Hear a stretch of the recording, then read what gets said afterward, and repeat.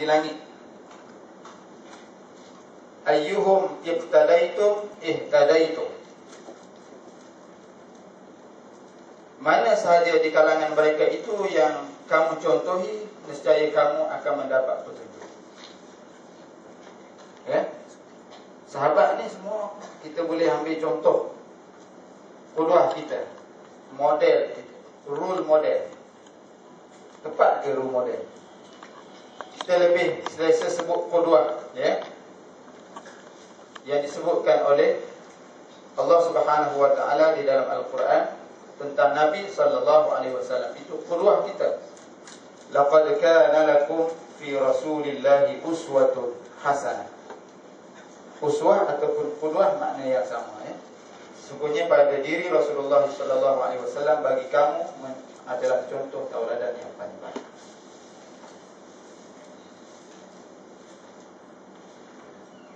Jadi harap-harap malam ni jangan tidur lah. Sebab malaikat tak tidur dalam majlis kita ni. Kita jangan tidur lah, insyaAllah.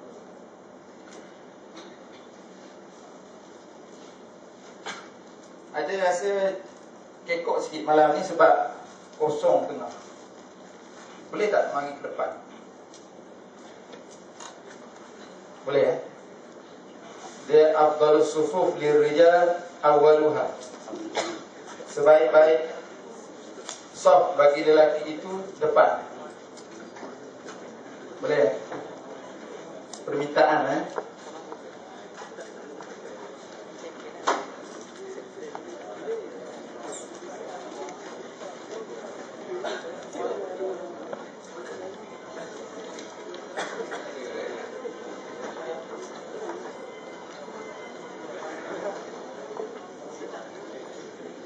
Boleh?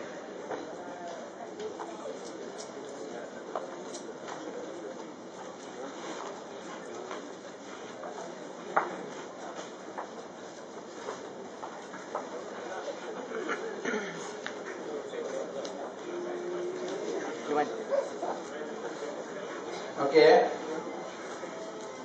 Jadi tentang Umar ini saya cuba sediakan slide ini sebagai dasar untuk kita berbincang lah. Tapi ada yang luar daripada slide itu kita bercakap dan kita bercerita. Tujuannya ialah untuk mendekatkan diri kita memahami tentang Sayyidina Umar radhiyallahu anhu. Siapa dia Umar? Profil Umar, namanya Umar Ibn Khattab radhiyallahu anhu.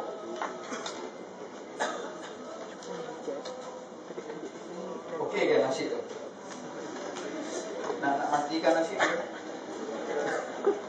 Boleh sambil-sambil Umar Ibn Khattab bin Nufai bin Abdul Uzza, keturunan Bani Adi Quraisy.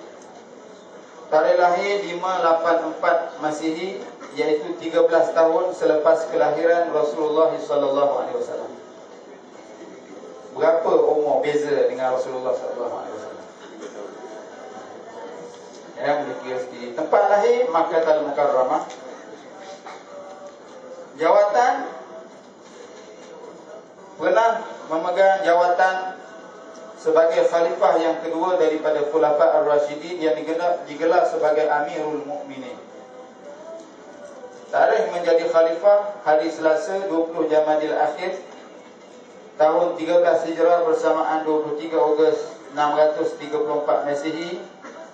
Tempoh memerintah lama juga, 10 tahun 6 bulan 4 hari.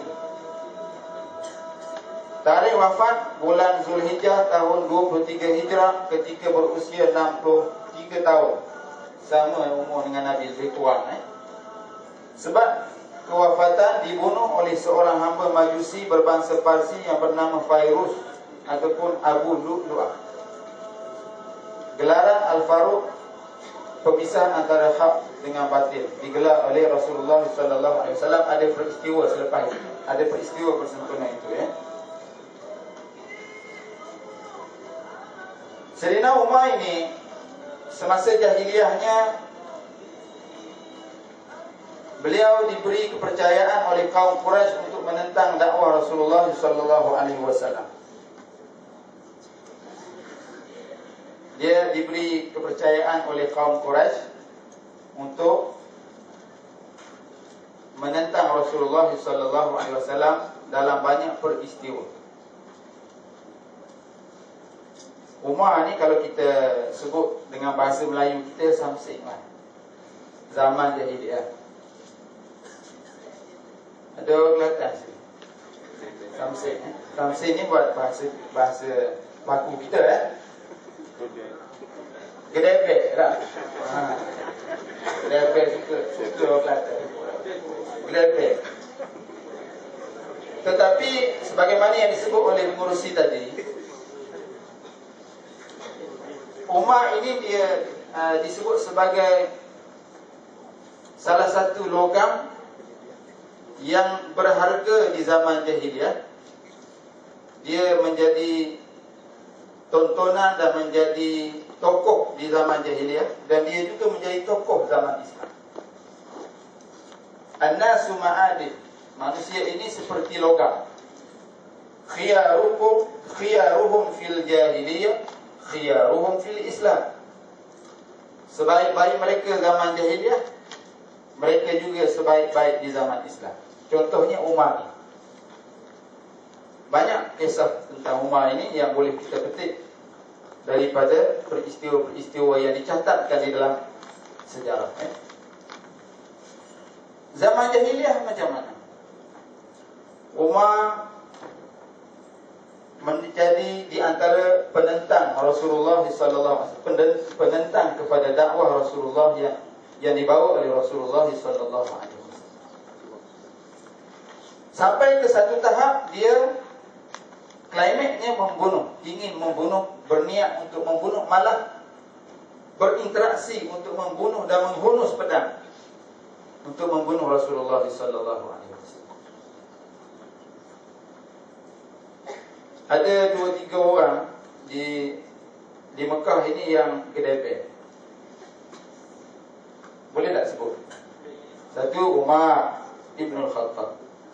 Yang kedua, Umar bin Hisham.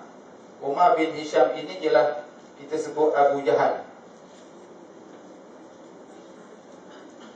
Yang ketiga ada lagi, ramai sebenarnya, kita nak sebut 2, 3, 4 orang yang berkenaan dengan apa yang kita nak cerita, nak relate dengan apa yang pada malam ini. Bapa saudara Rasulullah sallallahu alaihi wasallam namanya Hamzah bin Abdul Muttalib. Itu pun kedai juga, tapi baik sikit cara dia. Hamzah ini dia suka berburu, suka memburu, berburu, memburu, betul kata. Dia berpoya-poya lah, dia orang muda. Pagi keluar dengan busur panahnya, dengan pedangnya, dengan, yalah orang muda. Zaman dulu, style orang muda dulu lah. Style orang muda sekarang lain. Orang muda sekarang macam antum lah. Orang muda dulu macam dia lah. Dia bawa busur panah, pergi keluar cari memburu, berburu, cari. Yang ada di padang pasir itu apa? Binatang-binatang buas juga. Jadi berburu ni serupa macam mengair juga. Mengair kalau suka, dia tak kisah dapat tak dapat, itu nombor 2. Yang pentingnya mengair. Ada tasik belakang ni mengair. Ada ikan. Ada orang mengair. Cuba tengok orang suka mengair, dia tak kisah sangat kan.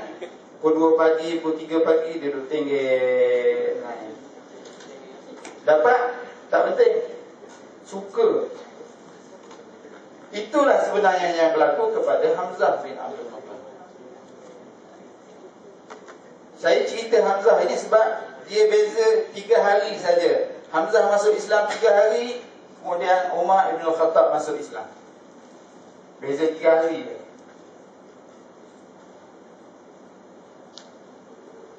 Abu Jahal begitu juga. Jadi Abu Jahal dengan Hamzah bin Abdul Muttalib ini satu ketika bergaduh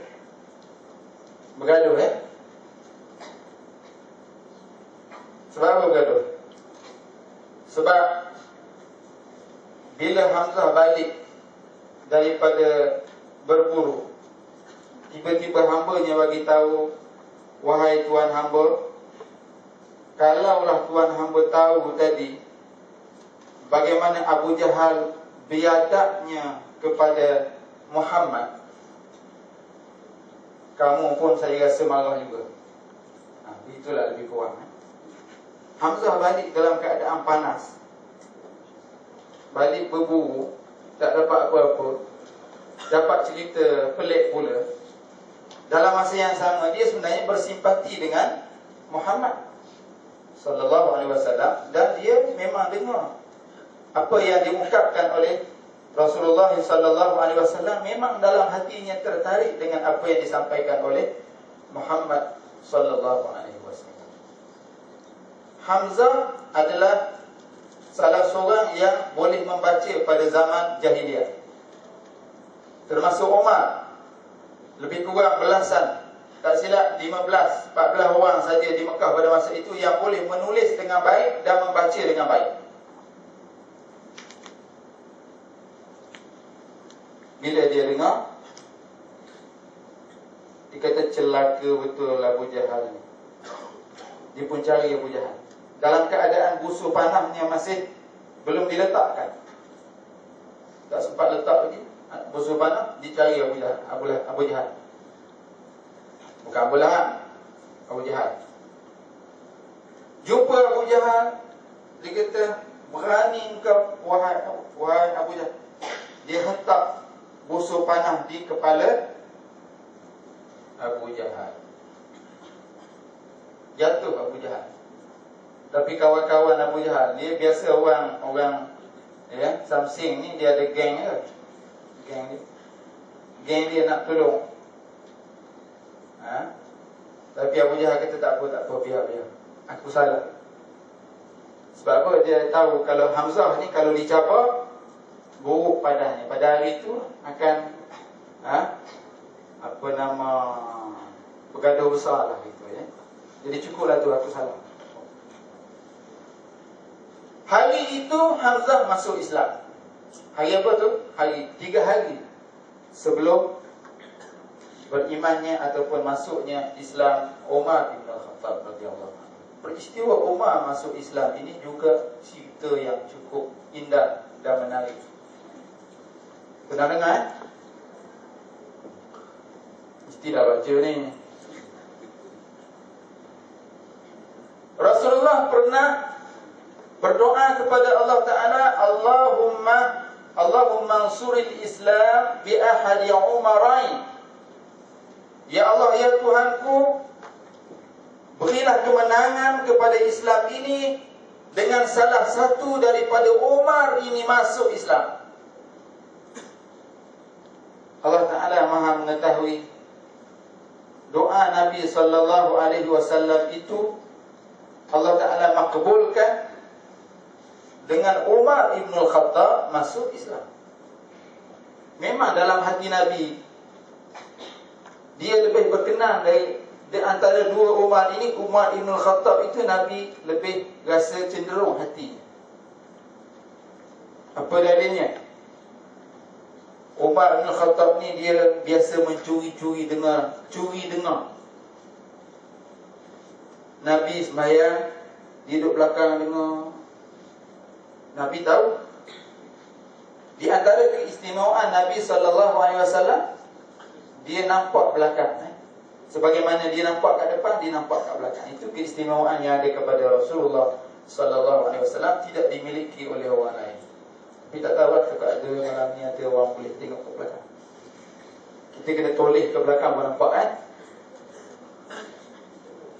Rasulullah tahu Umar curi-curi dengar kat belakang. Lalu Rasulullah balik, Umar dia malu. Dia malu, takut kalau Muhammad tahu dia sedang mencuri-curi dengar apa yang dibaca oleh Muhammad sallallahu alaihi wasallam. Sebab apa tuan-tuan?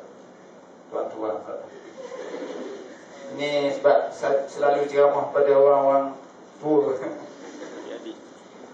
Ini jarang ceramah orang muda-muda. Sebab apa dia curi-curi dengar? Sebab dia dah berkenan, kan? Dia minat. Umar ni minat sebenarnya dengar bacaan Quran. Sebab apa? Sebab dia pandai dengar dan pandai baca. Dia dengar rasa bagus bacaan. Klimak kepada peristiwa bagaimana Umar ini masuk Islam ialah ketika mana dia menghunuskan pedangnya dengan niatnya untuk mencari Muhammad, untuk membunuh Muhammad. Di tengah jalan dia jumpa seorang namanya Nu'aim. Nu'aim ni tahu bahawa dia berjalan laju ni, dia bawa pedang itu, tujuannya untuk bunuh Muhammad. Nu'aim ini dia dah masuk Islam, tapi dia sembunyikan Islamnya. Dia tak tunjuk.